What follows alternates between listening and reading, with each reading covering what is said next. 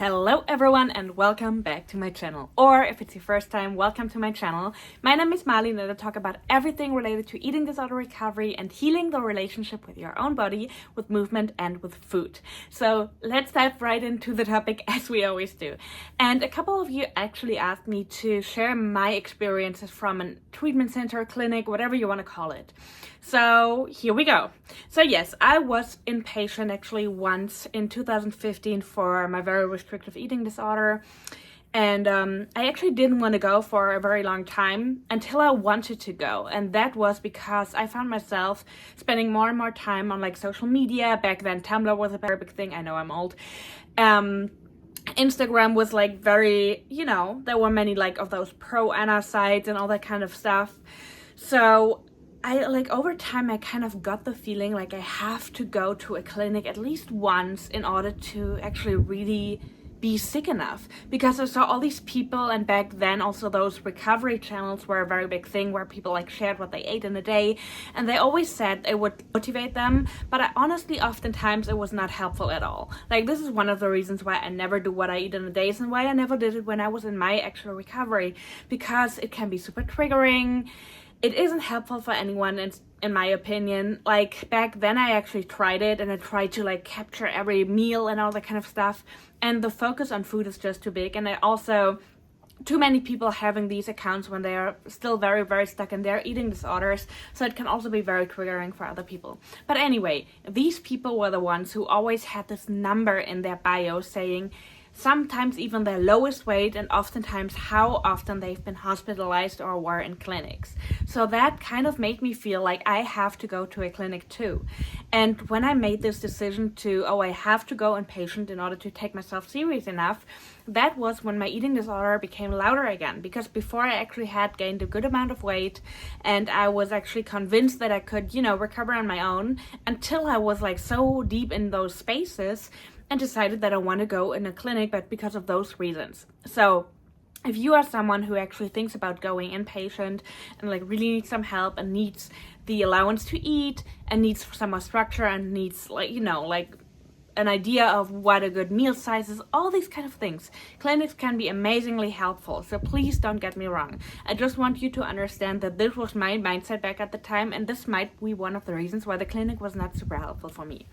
So once I actually made the decision and I applied for a clinic, there was a very long waiting time. And the weeks between applying for the clinic and finally going there were horrible. Because then in my mind, I was like, I'm gonna be surrounded by all these sick people, and they're probably all gonna be like way skinnier than me, and no one's gonna take me serious. So I have to lose a good amount of weight before I go to the clinic. And I know that I have to eat there, so before that I will just use the time and lose as much weight as possible. And while that is a very, very disordered thought, unfortunately that's a thought that I hear from so many of my clients and from so many other people. So many people say, the moment I made the decision to go to a clinic, my eating disorder became louder. And that might be because your eating disorder actually knows that you're going to eat there. It might be because of the comparison, or it might be a combination of everything. So if you go through it, it's definitely not uncommon, but of course you should never ever starve yourself before you go in a clinic, or like try to lose more weight, because in hindsight it actually doesn't make any sense, because you have to gain weight anyway, right? If you want to recover, you need to let go of all those rules. So to dive into your eating disorder again and like go after those rules and be even more stricter before you have to do the opposite will just make the change harder. So this was one thing that I struggled with, and when I finally got admitted to the clinic, I was really not doing great at all, because I had spent weeks and weeks and weeks with, my eating disorder basically. And then I went to the clinic, and of course there was some excitement. There was some, I finally can eat again. But I mainly was anxious. I wanted to be healthy, but I also didn't want to be healthy, if that makes sense. I wanted to recover, but I didn't want to gain weight. So it was a really weird mixture. And this is probably something that is very normal, like a lot of mixed feelings, and that doesn't mean that you can't recover. But I, for myself, had told myself that I didn't want to gain too much weight, and that I didn't want to come out of the clinic and be faced with comments, because that was my biggest issue.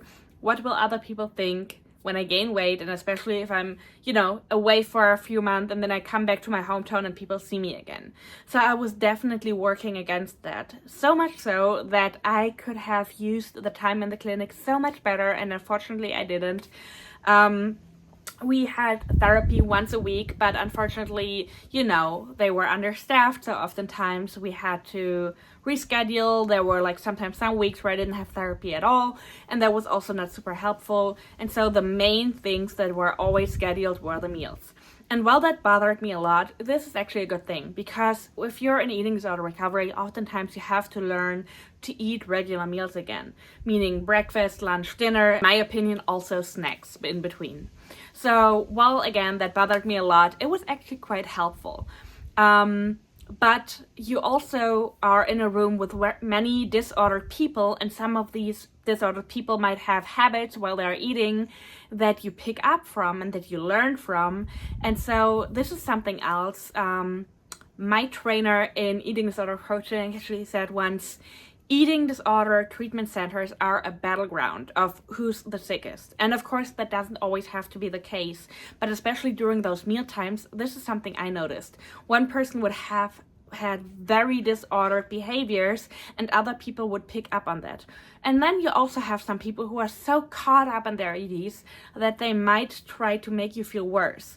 So I still remember, even though it's nearly 10 years ago, I still remember this one girl who was just so caught up in her ED and so sick that she would always tell me, oh, your plate looks a little bit bigger than mine. Or she was like, oh, you actually have to eat all of it. And then she didn't eat all of it, and all these kind of things.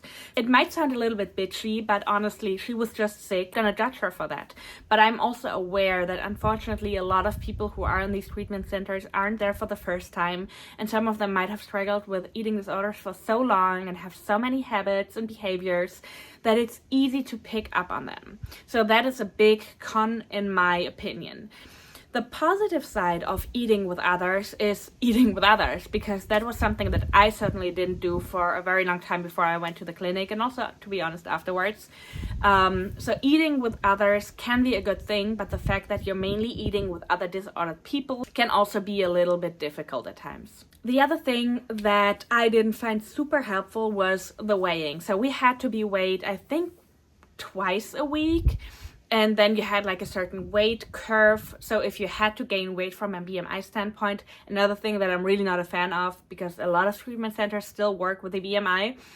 So if you were under your curve, basically, and if you didn't gain enough weight within a week, you had to go, to be weighed more often. And then there were some consequences, like drinking these little, the drinks, you probably know what I'm talking about. I'm gonna blend them in here. Sometimes you had to go to a more controlled setting again, all these kind of things. And while I understand that these clinics are working with rewards and punishments, it is still very odd to me to now talk about it and to think about it. Because first of all, I'm really not a fan of focusing on the weight too much. Yes, if you're not eating enough, if you come from a place where your eating disorder caused weight loss, then yes, you have to gain weight. But the fact that you had to step on the scale twice a week is very odd to me, especially because I am actually somebody who doesn't weigh herself. I didn't weigh myself in my own recovery. I definitely made sure to eat enough, yes, but I didn't weigh myself because I found that very triggering, and also it put too much pressure on the number on the scale. And it didn't allow me to actually eat as free as I would have needed to in that time. This is something that you will probably not get away from if you're going inpatient. Again, I understand why clinics are doing it, and there might be a lot of people out there who actually think it's a great concept. So just because this is my opinion doesn't mean I am always right. But I personally found that more distressing than helpful. Another thing about the clinic, which was actually kind of nice, was to make new friends. I still have some friends from the clinic 10 years ago.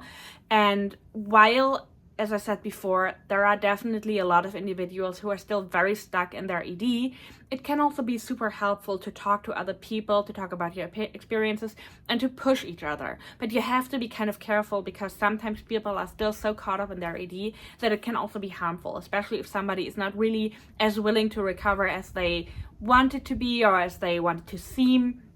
Then it can get harmful. And I definitely made some friendships like this before. I'm actually a very extroverted, well, I'm like an extroverted introvert, but I don't have any issues to make friends, to talk to people, all that kind of stuff. I remember my first night there, I was just like walking down with my little blanket and like trying to make new friends.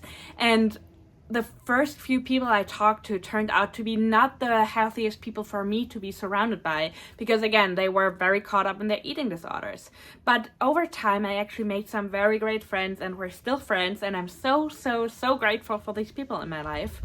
So this can be a pro and a con, and so if you decide to go into a clinic, this might be something to be very careful with. You definitely can talk to other people, you definitely can make friends, but also be careful that you don't surround yourself with people too much that are like still very deep in their eating disorder, or that are not willing to change things. Another thing that was actually a thing in my clinic, and it might be actually a thing in many clinics, is group therapy. And while I'm still not the biggest fan of group therapy for myself, just because it's a setting that I normally, help others more than receiving help, because that's just like my character. I'm not super comfortable to talk about all my issues in front of a group, but I love to help others. But it was still kind of helpful, because the group therapy in my clinic back then was kind of more educational. So while we were talking about our own experiences, it always had an educational aspect to it. So the therapist who led it would bring some paperwork and hand out some information, and we would talk about a certain thing related to eating disorders, and afterwards each of us would share their own experiences, and then we also had time to talk about our own problems and for others to respond to it. So that was actually something that I personally enjoyed more than I thought I would. And something that was, again, way more helpful for me than I expected. One thing that I'm really not a big fan of in clinics for eating disorders is, and it goes along with what I said earlier about the BMI, the meal plans, especially the meal plans that get adjusted once you gain weight. So oftentimes you have a meal plan that has, fortunately my clinic didn't work with calories, which I'm really grateful for, but that has some higher amount of energy, however they measure it. And once you reach a certain BMI, they actually adjust it, and then you get less to eat. And this is something that I personally find extremely harmful, because first of all, we all know about extreme hunger. We all know about how long it takes to actually recover and for your body and brain to adjust. So just because you reach a certain weight, basically decrease the intake, also gives you as an individual the sign, oh, now I don't have to gain weight anymore, so why should I still eat? This is actually something that happened to so many people. Like once they reached a certain BMI, the clinic would decrease their intake, and they would actually oftentimes even relapse. So I personally think you should always listen to your extreme hunger. There should be no decrease in your intake, no matter how much weight you gain. As you all know, I definitely gained a lot of weight. I definitely had overshoot weight, but even then I did not decrease my intake. I still continued to listen to my extreme hunger. And I made a video a week ago about the things that clinics don't talk about, and this actually touches on it.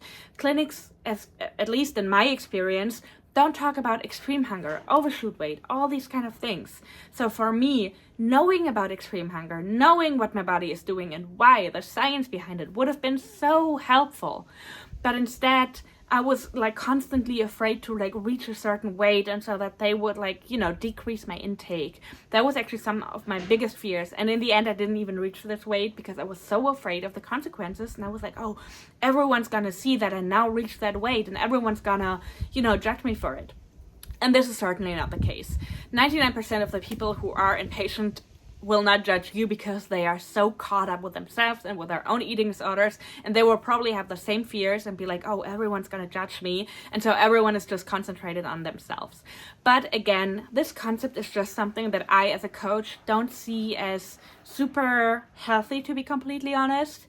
So this is something to be aware of. Some clinics actually work with these kind of meal plans or with these kind of concepts. Another thing about eating disorder clinics is that if you come in with a very low BMI, and again, I'm really not a fan of this, they will actually forbid you to move, to potentially leave the clinic to use the stairs. In my case, I was only allowed to use the lift. I was only allowed to be in the clinic, not to leave the clinic, all that kind of stuff. And of course, my stubborn mind didn't listen to it, and I did it anyway. But this is something that I do not find a bad idea, because yes, eating disorder recovery is definitely about resting. It is definitely about laying around as much as possible, and also to relearn how to rest, because I definitely, I came from a place where I was walking around so much, so I didn't even know how to rest anymore, and my body constantly felt restless. By the way, I made a video about that too, so if that's something you're interested, click in my video library and look the video up. But that alone is not a bad idea at all. But what disturbed me about it is, again, that once you reach a certain BMI, they would let you out and let you do whatever you wanted to. They let you use the fitness studio and all of that. And I understand that this is probably a concept that should work with rewarding and be like, oh, you gained enough weight, so now you're allowed to move again. And on a psychological level, it might work for some people, but for many people, again, this is like, okay, now I reached the BMI and now I have to start moving again. I saw that in so many people. I was in the clinic for over 4 months, and I saw so many people reaching that number and then instantly starting to overexercise again. Literally nearly everyone I saw started to like do those sport groups again, go to the fitness studio, go to the pool, all these kind of things. And so I don't really know how you would do that in a clinic, because most of the people are only there for like, you know, something between 12 weeks and maybe 4 months. There's definitely places where you can stay longer, which I think is great because recovery takes so much longer. But I don't know, I find it very, very hard to, you know, just let someone go to the minimum BMI and then be like, okay, do whatever you want to, you can move again. Again, I really don't try to talk bad about clinics, but these are just some things that I found very, very hard to see. And also in hindsight now, working as a coach and working with people, this is something that I don't think is the best way to go with, honestly. One of the biggest problems, and this is not on clinics, this is not on the institutions, because I honestly don't really know how they should do it better. But one of the biggest problems is, if you go to a clinic, you're probably a little bit isolated from the people you know of, from your hometown, if you decide to go further away from your family, or I mean, you can decide that on your own. This can be extremely helpful. So for me, it was definitely important to be away from my hometown. In fact, I actually decided to move away from my hometown when I got released from the clinic. But this can be very helpful. The thing is, once you have to go back, this is the point where it gets hard, because for so many people it's like, oh, I was in my little bubble. I always called it a clinic bubble, because basically that's what it is. And once you get released, your bubble basically plops and you have to go back and you have to face all those people. You might be afraid of comments, you might be afraid of, you know, how you feel, all these kind of things. So oftentimes the fear of what comes after the clinic is so big. And yes, you have social workers in a clinic that can, you know, try to help you with that.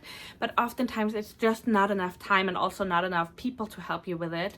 So for so many people, this feeling of what comes after the clinic is so stressful and so harmful, and it can actually lead to a relapse, because you don't have the structure anymore. All of a sudden nobody like watches your food anymore, nobody watches if you really finish your plate, nobody watches if you really exercise or not. So you go back, you're out of your little bubble, and oftentimes we fall back into old habits. I vividly remember going back to the apartment I lived in with my mom back at the time, and the smell. I stepped in the door, and the smell of the apartment, the smell of the place where my eating disorder started, just overwhelmed me. And it's these little things. For some people it's noises, it's a smell. And I'm not saying you can't recover in the place where you got sick. I know there's a lot of people out there who say that. I disagree with that fully. I actually recovered in places where I became sick and it worked out. But it is something to be aware of, and it's a big struggle that a lot of people have. So if you decide to go to a clinic, I would really advise you to start working on what happens after the clinic as soon as possible. If you like have the option to talk to a therapist once a week, or maybe even more often if you have the option to talk to social workers, try to think of a plan, because oftentimes we feel so safe in this little bubble and we just don't want to think about anything outside the bubble, but eventually we have to think about this. And just in order to prevent going back or even relapsing, it is very helpful to think about these things beforehand. I also want to talk about alternatives to clinics, because again, like, a clinic is not bad for everyone. A clinic is certainly nothing you have to avoid or that can't help you. I actually know a lot of people who went to a clinic and it helped them to recover. They might not have recovered while they were in the clinic, but it was the first step for them towards recovery, because they continued their recovery after the clinic. And that is basically what the clinic is for. Most of the times, clinics are not concepted for your whole recovery, because recovery just takes so much longer than just a couple of months. Oftentimes clinics are for people who really need a little kickstart, who need, to relearn how to eat again, who need to relearn how to connect with other people again, and who also need therapy, of course. But again, this is just the start of recovery, and the real recovery will actually begin after you got released from the clinic. You might have learned some coping skills already, you might have learned some things about food, you might have learned some things about yourself. And then you are supposed to use these things after you got released from the clinic to continue working on your recovery. And again, this is nothing impossible at all. Clinics can actually be a great kickstart for so many people. And if you stick with recovery afterwards, you will definitely get there. But if you feel like a clinic is not the right place for you, or if you might even have tried it and it didn't work out for you or made things worse for you, here are a few things that might also work for you. So the first thing is, recovery is definitely possible on your own. As you know, the clinic was like 10 years ago, but I recovered way later. So I recovered on my own without any clinic, because I definitely knew what to do. I had the willpower, and I eventually reached out to a coach, and I was working with an eating disorder coach. And it helped me a lot in my recovery, especially in the first few weeks. It was very helpful for me to work with a coach and to have someone who, understands all of these little things about recovery that a lot of psychologists or doctors don't understand. And it was super helpful to share wins with her, to share anxiety with her, to share all the things that come with recovery. So coaching is definitely a great alternative. But I also want to point out that a lot of coaches will not take you in if you are like in an extremely dangerous weight range. Most of the people I know, and myself included, we don't work with BMIs, and I will never ask someone for their weight, and I will also not, do this weight checkup every week or something, because this is just something I don't believe in. But I will not work with somebody who is in a dangerous position, because it wouldn't be fair for them, and it would also not be fair for me. Because if you are very malnourished, you are not able to receive information, you are not able to connect with your own emotions, and you're basically not really able to, take the steps that we would work on in coaching. So please be aware that if you want to work with somebody, there might be a lot of people who are not willing to work with you if you're in a dangerous zone.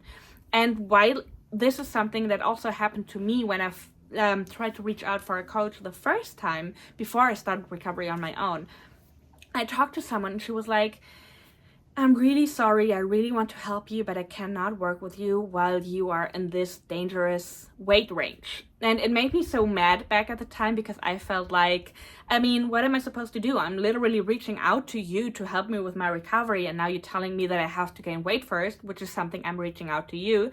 But now that I'm recovered and also working as a coach, I can definitely see where she's coming from, because it is just irresponsible for us as coaches to work with people in a very dangerous zone. So again, please be aware that if you want to work with someone, even though they might not check your weight every week, most people will not work with you, and this is actually a good thing. In my opinion, this is actually a sign of quality if somebody doesn't just take in everyone, but is like, hey, before we're working together, you need at least a doctor and maybe even a dietitian, and you need a little support system so that I know that you're safe, because most coaches actually work remote, and even if they're working in person, it can be quite dangerous to work with somebody who has no other support system. Another alternative to clinics or also coaching are day clinics. So these day clinics are kind of like treatment centers where you go from, depending on the clinic, maybe from 8 to 12, maybe you spend the whole day there and stay until 4 p.m., but something like this. So it's supposed to be something that still gives you a structure and still has some meals with you, but they also believe that you are far enough in your recovery journey to, that you can stay the night at home and that you can maybe have your dinner at home. So day clinics can be a very good alternative because oftentimes day clinics are for people, as I just said, who are a little bit further along in their recovery journey. And these are oftentimes the people who are a little bit more motivated. So if you struggle with comparison or also be afraid of, being surrounded by disordered people, that might be a great alternative. Of course, there's also like a bunch of retreats, resorts, and all these kind of things out there. And when it comes to recovery, I mean, for me, there's definitely a couple of hard facts that need to be given, in my opinion, because otherwise it would just be dangerous. And as I said before, very irresponsible. But the approach itself can vary so much, and there is nothing wrong with finding the right approach for you.